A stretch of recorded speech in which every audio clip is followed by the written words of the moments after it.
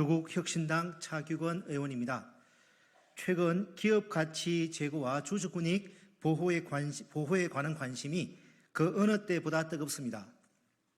아마 많은 국민께서 자본시장 투자자로 참여하신 결과 소위 코리아 디스카운트라고 하는 우리나라 자본시장의 구조적인 문제가 더욱 관심받게 된 결과가 아닐까 싶습니다.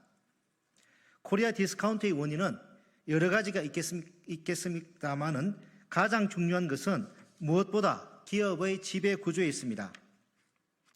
많은 국민께서 이 부분에 관심을 두고 계시는 만큼 올해가 기업 지배 구조를 개선하여 코리아 디스카운트를 해소하고 코리아 웰카운트 시대를 여는 시작의 해가 될 수 있기를 바랍니다.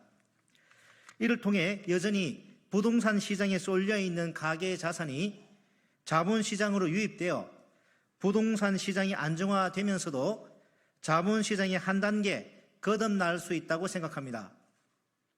제가 오늘 발의한 법안도 이와 관련된 것입니다. 저는 오늘 주주총회를 내실화하는 상법 개정안을 발의했습니다. 주주총회는 회사의 핵심 사항을 의결하는 최고 의결 기구이자 주주가 자신의 권리를 행사하는 중요한 기회입니다. 그러나 우리나라의 주주총회 관련 제도는 주주의 권리를 보호하기에 여전히 미흡한 점이 많습니다.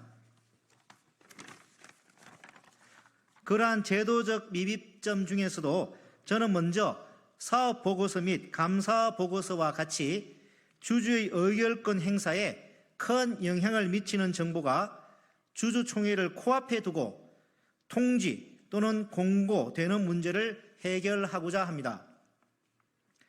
현재 사업보고서와 감사보고서는 주주총회 일주일 전까지 공시하도록 하고 있습니다.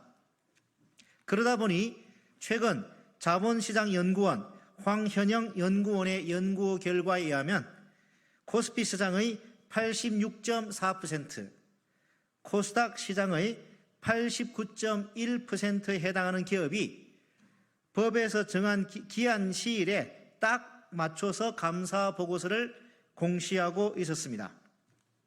그 결과 그렇지 않아도 우리나라 상장 기업의 주주총회일이 3월 하순에 몰려 있는데 주요 정보들이 주주총회에 임박하여 공시되다 보니 여러 회사에 투자하는 주주들은 재무 상황을 포함한 회사의 상태를 충분히 파악하지도 못한 채로 주주총회에 참석하여 의결권을 행사해야 하는 문제가 생깁니다.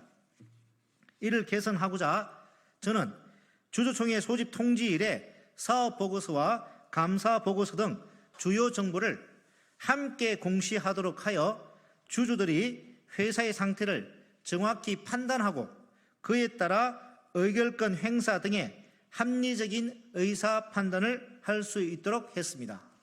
또한 주주총회 이후 결과를 공시할 때 상장기업 대다수는 여전히 안건별로 가결 여부만을 표시하고 있을 뿐 찬반 비율 등을 공시하고 있지 않습니다.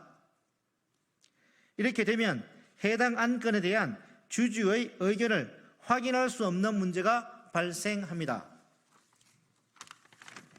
예를 들어 2명의 이사를 선임한다고 했을 때 2명이 똑같이 가결되더라도 한 명은 90%의 지지를, 다른 한 명은 60%의 지지를 얻었을 수 있습니다. 이때 주주들은 60%의 지지를 얻은 후보가 일정한 결격 사유 혹은 문제를 지니고 있다고 판단할 수 있고 이는 이후 안건 표결에 영향을 미칠 수 있습니다. 하지만 현재 우리는 이를 알 수 없습니다.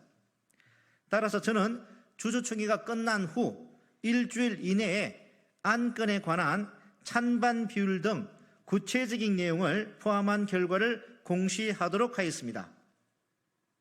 이를 통해 주주의 알 권리가 보장되고 주주의 의결권 행사에 도움이 될 것이라고 봅니다.